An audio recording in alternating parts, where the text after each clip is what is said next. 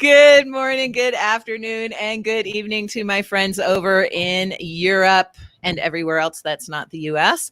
I want to welcome you to today's Vengreso Live. I'm so psyched because I have my friend Corey McCarthy here. And Corey, it's so funny because I dropped the ball when it came to getting guests on Vengreso Live about a month ago.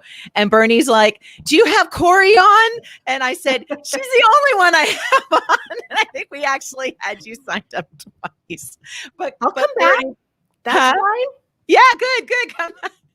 Bernie Borges and I am a huge fan of you. So before we get started and talking about virtual events and the industry in 2020 and can it be over yet, tell me a little bit about yourself. You know, what kind of drove you? Tell us a little bit about Socio, and then tell us a little bit about like March 15th, when you're like, oh shit, my world has changed. I mean, oh darn, my world has changed. No, that was an oh shit moment. Sorry, guys. You can edit that out later, right? So when I started off professionally, I grew up in the media space. And so I ended up running a magazine for Penton Media. So I was out there, selling the advertising, putting the packages together, figuring out what the digital media looked like. I was always the youngest person on staff. And so they gave me all of the tech. Yeah. So I've always, she's young. She must know how to run technology. Yeah, I would go to our social media. I go, what? And I was supposed to be selling and I had a big, nut to cover as well.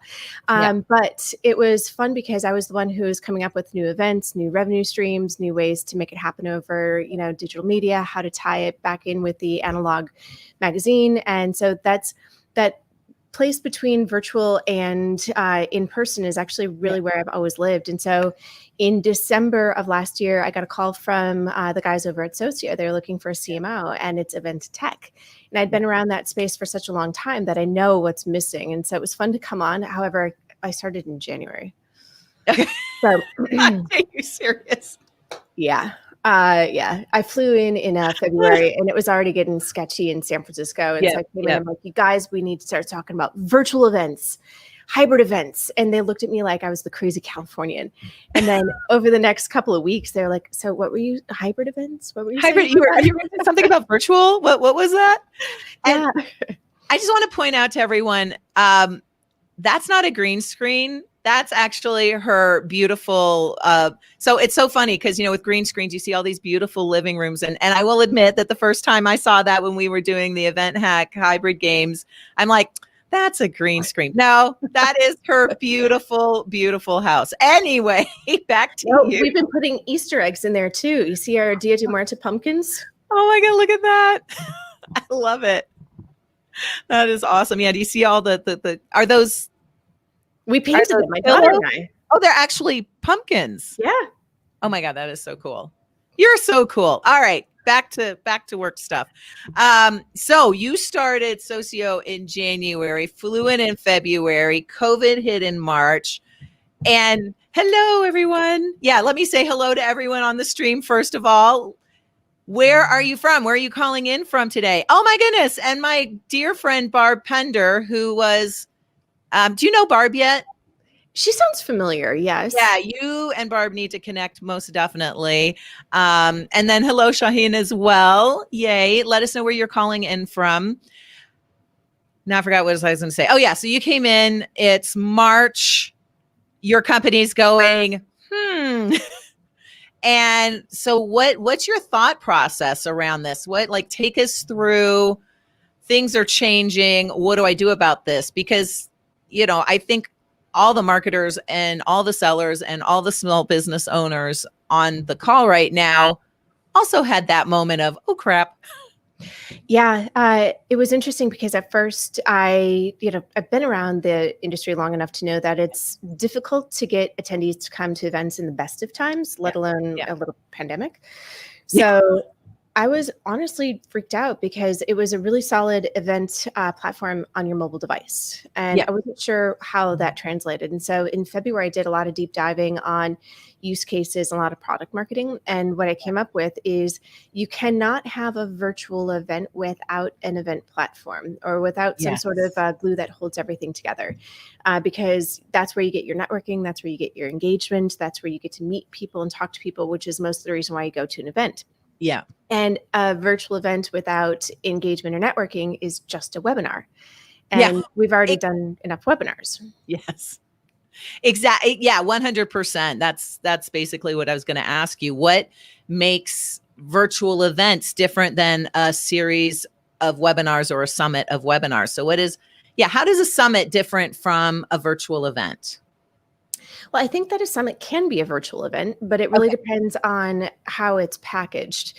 Because in a virtual event, you have to be able to see everyone in the chat. You have to have networking opportunities. You have to, have the ability to interact with people, meet people, say hi, book individual meetings.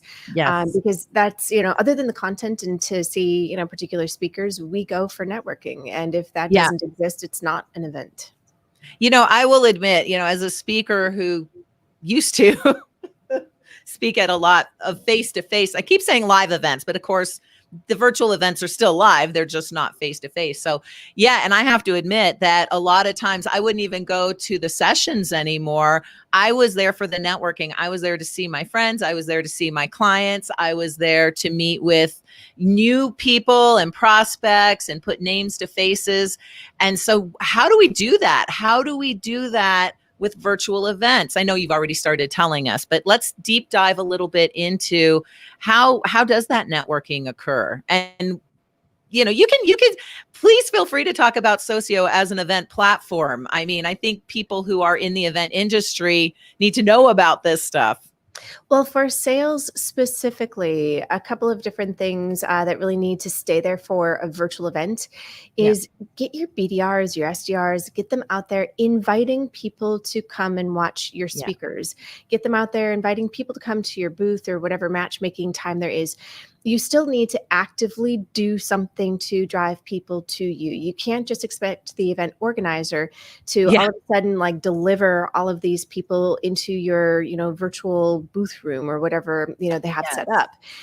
It doesn't work like that. And it never did. And so, it's silly that we would think that it would work like that all of a sudden in a virtual world versus in an in-person world. So be active, get them out there and do something fun in that space that they give you. What are you doing that's different? The other thing that I would advise is, it's okay. Full honesty. I tend not to put salespeople up on us in a speaking position because they tend to sell, which is okay in the right setting. But in these speaking positions, there's great value to being a thought leader. And I think right now, more than ever, we need thought leaders. We don't need more salespeople. And I think, by the way, you'll be a better salesperson because you'll be able to, really connect with people one-on-one. And I have met more people in the green room of all of the speaking engagements that I've been doing than anywhere else.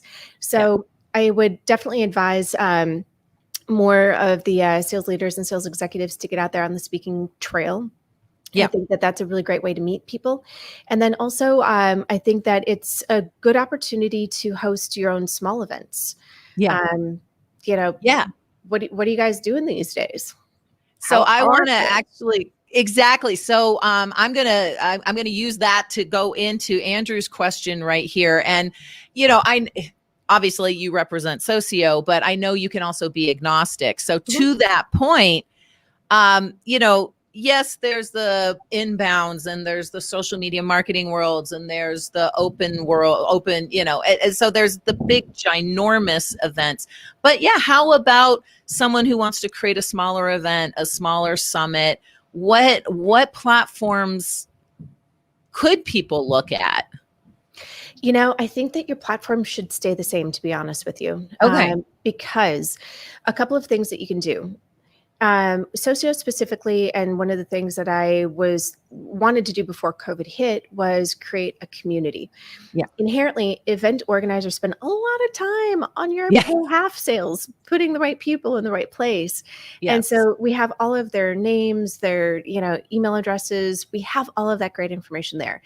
And, if it's a user summit or something else, it's a real shame that they're only, activated for 2 or 3 days. Right. And so what if I could tell you there was a way to make sure that you could engage with them for 365 days a year? Would you take it? Yeah.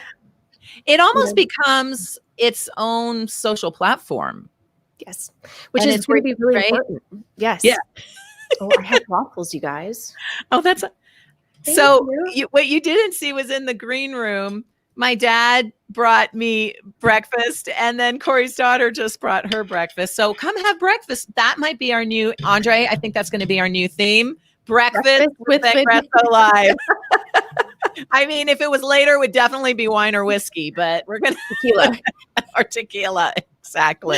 Exactly.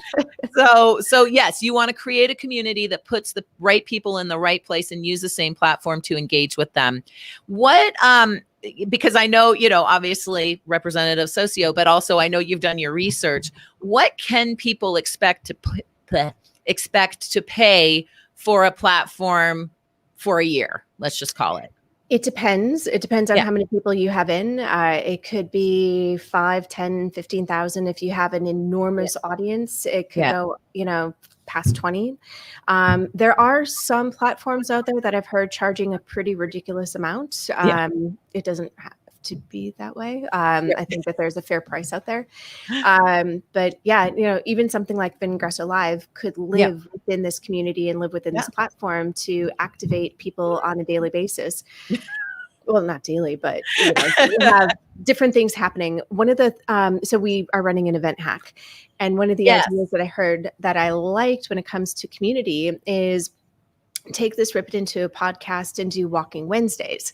And so everybody is, with the podcast in their ears, taking a walk around their neighborhood, and then gamify it. So, people are challenged with how many steps they did, with that particular podcast.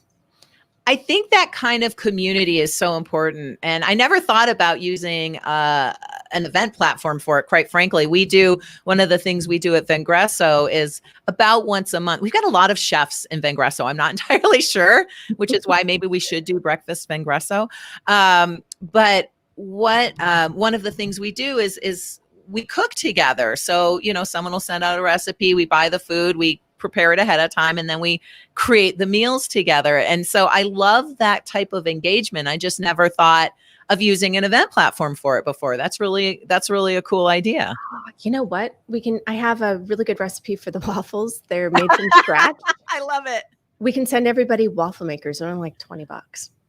Oh my God, that is such a good idea. So things like that pull the real life into the virtual and combine those. That was an idea that came out of Event Hack Hybrid Games. Tell us a little bit more about that, because they're still going on. Is that correct? It is, yeah. So we did the original Event Hack back in, I think, April, because we pivoted hard. So the company today is completely different than when I started. And so I needed a platform to do a product launch. And so we came up with a hackathon.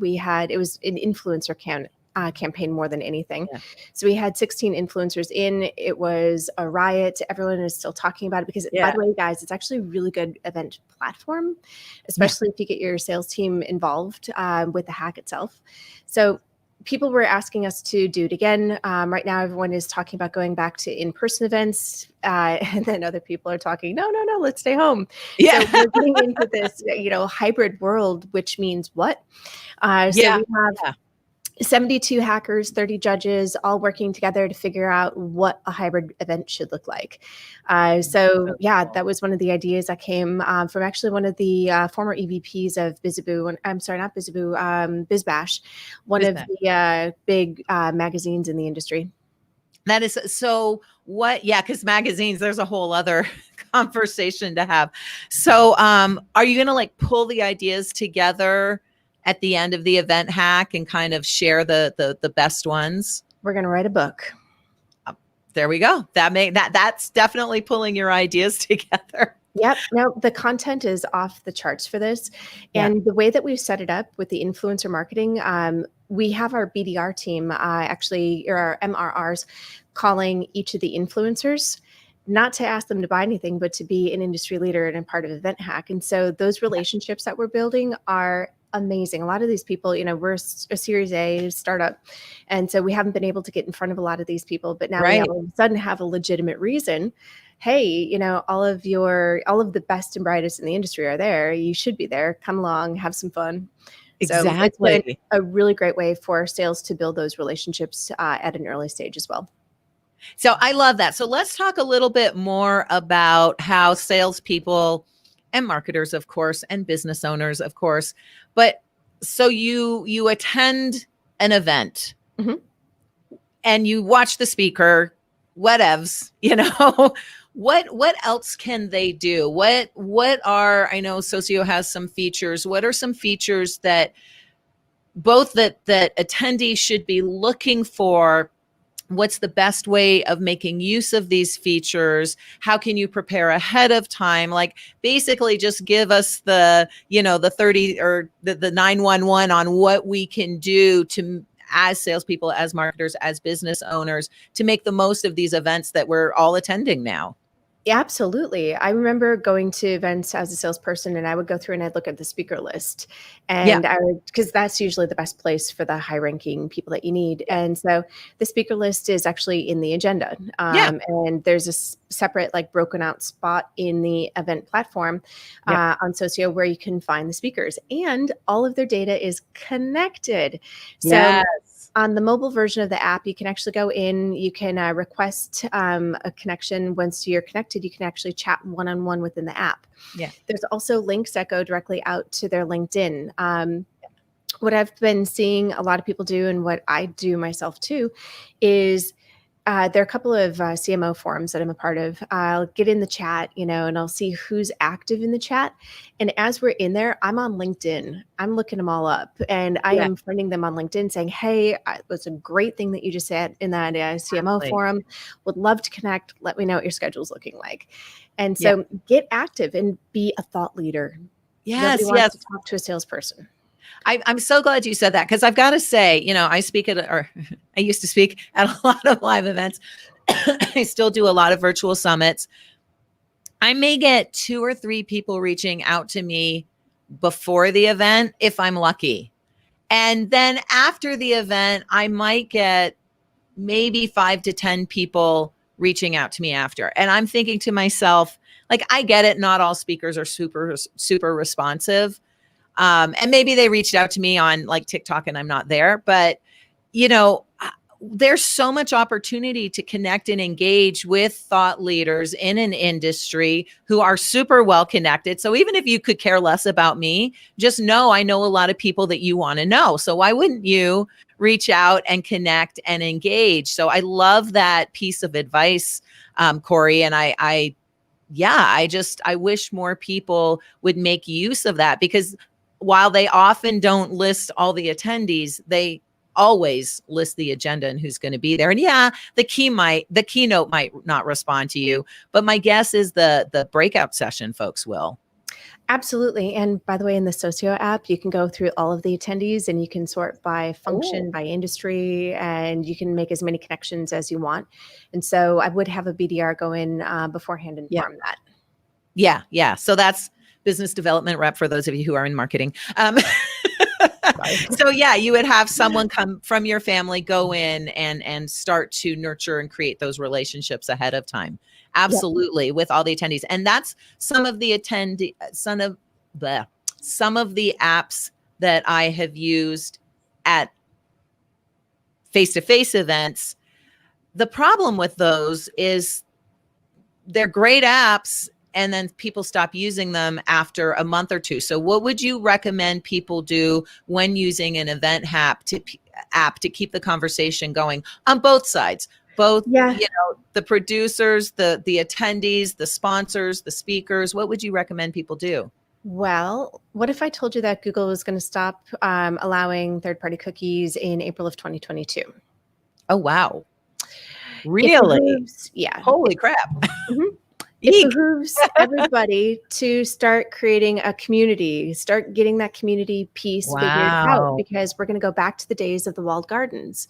And so if you aren't Yeah. already actively creating your own walled garden, you're already behind the game. Wow. So Wow. by taking that, taking all of that user data and taking everything that's in there, figure it out. What do you need to do? Put Yeah. Vengreso, live in there. And so that's a standing thing every single Friday that happens. Yeah. People come into the app, they're engaging in the app, they're there. What do you do on Thursdays? What do you do on Wednesdays? How frequently do you need to chat? Where are you putting your research? Are you conducting research studies through there? Where are you posting your white papers, your case studies? It becomes, for marketers, it's kind of gold, because it becomes the place where all of your content gets to live and be distributed.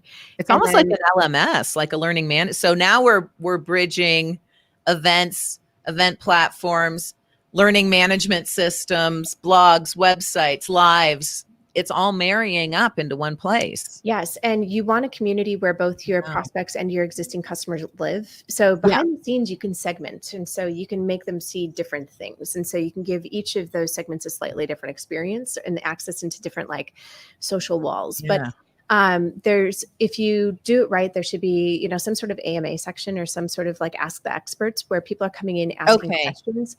And that's a really great opportunity. I hear AMA and I'm like, American Marketing Association. So what does AMA stand for other people? Ask me anything. Okay. Other people have probably thought, ask me anything. I thought, what does the American Marketing Association have to do with it? Just because I'm in marketing doesn't mean that I'm all up on the association. So I love that. Ask me anything. And you keep it running. You keep it running for the whole year. Now, what if you have someone, obviously we want to build our communities to 10, 15, 20, 30, 40, 50, 100,000 people. But what if you're starting small? What if you've only got 100 people? Perfect. That's actually really great engagement. Invite them to these small roundtables and invite them to smaller, more curated things like making waffles and, breakfast with Vengreso. So, I think that having it small on the onset is a really awesome opportunity to get everybody together and actually talk. So, figure out some way to put together that green room scenario where everyone has a reason to be together. One of the things that I would do is I'd have your marketing team work with one of the industry publications to have an editor come and listen or moderate, be a fly on the wall that goes back into your ABM, your account-based marketing strategy, pull in your tier one prospects, put them in a roundtable with this editor that's going to write about them.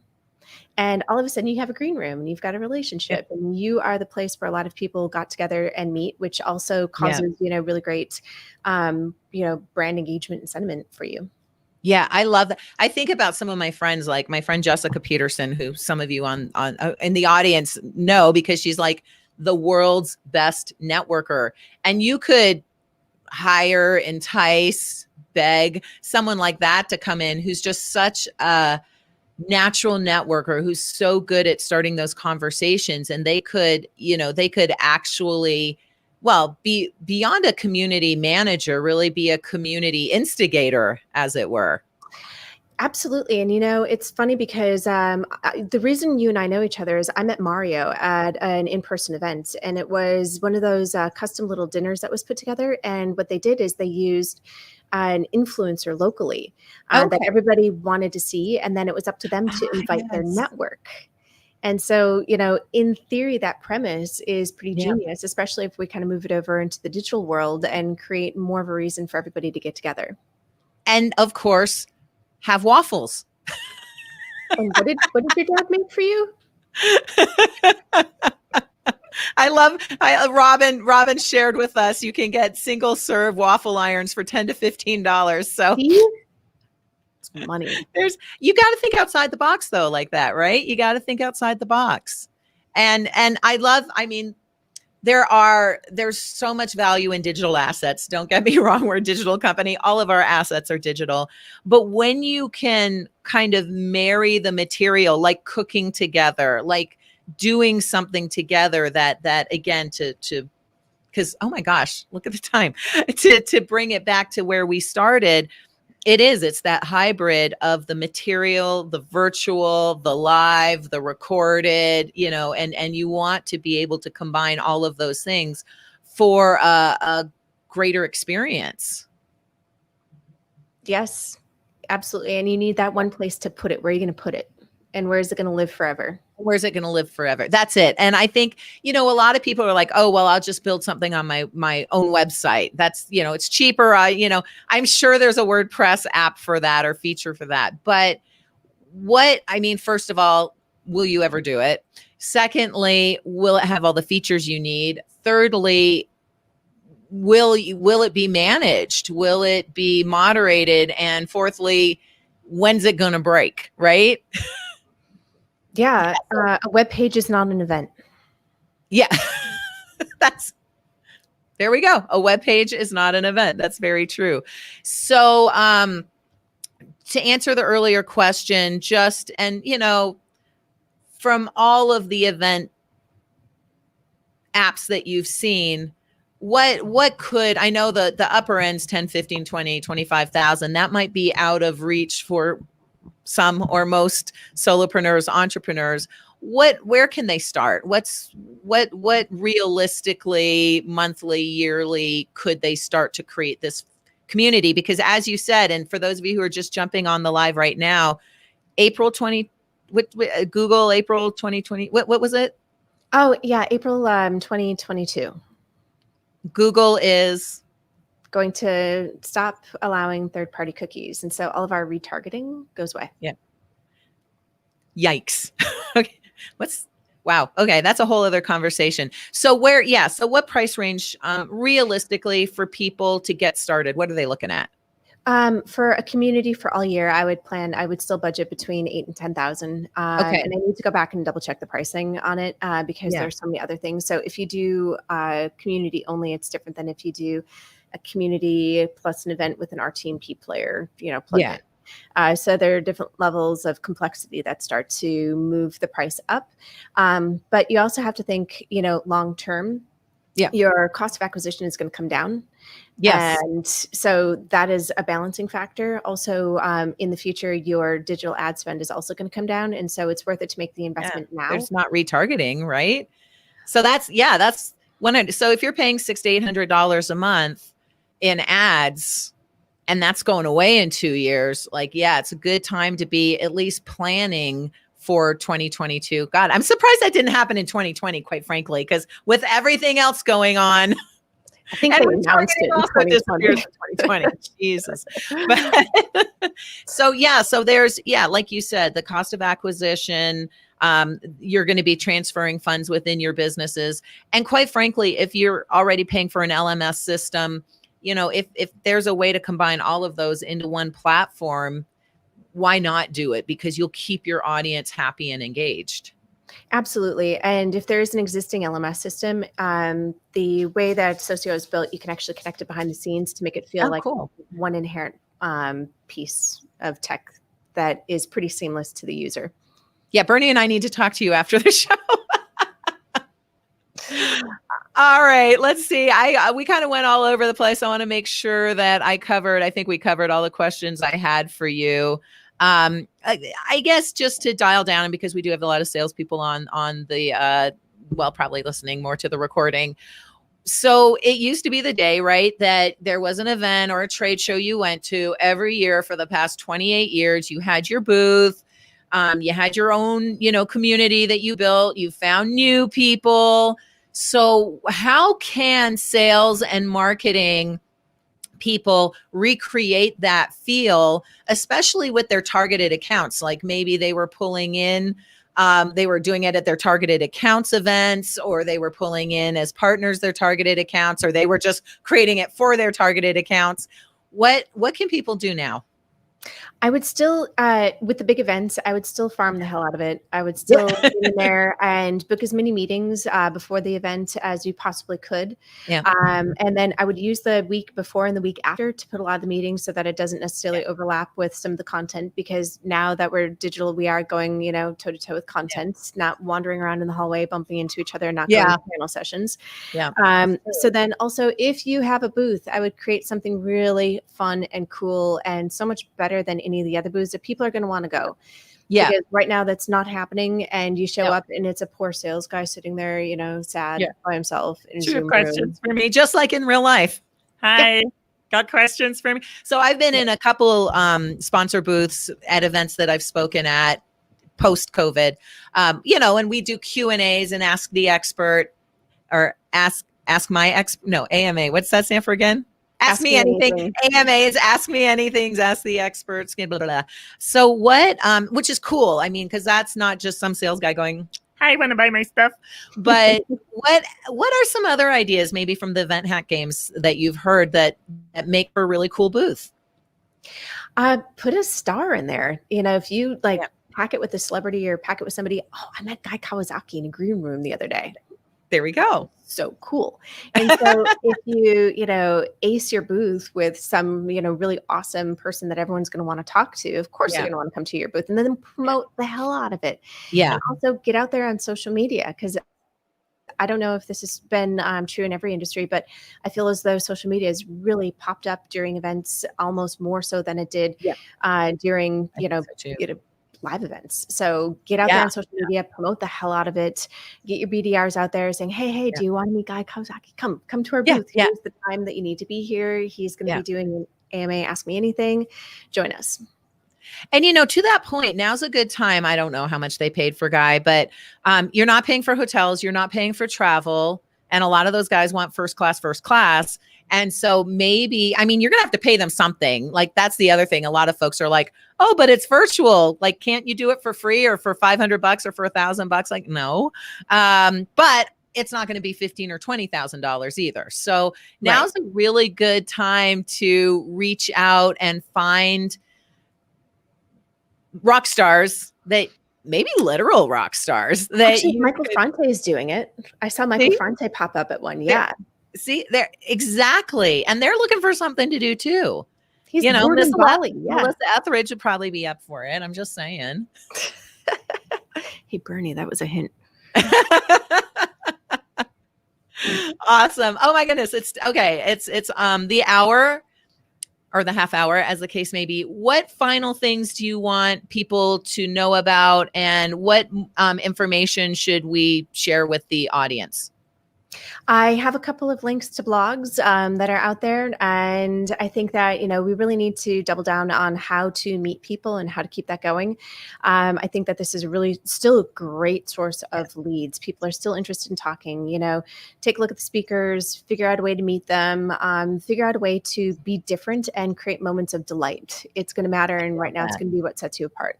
I love that. That's awesome. So we'll throw a couple of those blog links, obviously, up here right now, but also in all the social channels where you've all been so engaged. By the way, Corey, this is the most engaged event we've ever had.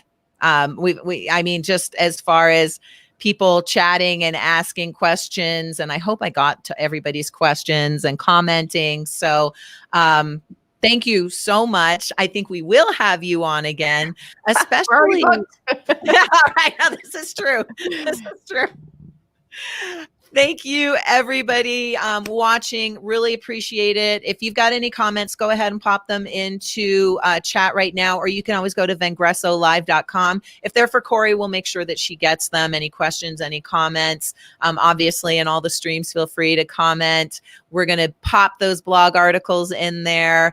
And I just want to thank you so much for being here today. It's always a thrill to see you. I like the idea, by the way. I think we should co-host a show at some time, most definitely. I know that might have been a joke, but I'm just saying. No, let's do it. I love it. And then next week, we've got Wendy Peace on, and she's she's also been obviously affected by 2020. She's really focused on language and working with other cultures of different, working with other cultures and how that all works within companies. And so she's going to be really cool to have on the show next week. Thank you, Corey, for being on this week. And I will see everybody on the socials throughout the weeks. Thanks, everyone. Happy Friday. Thank you for having me. Friday.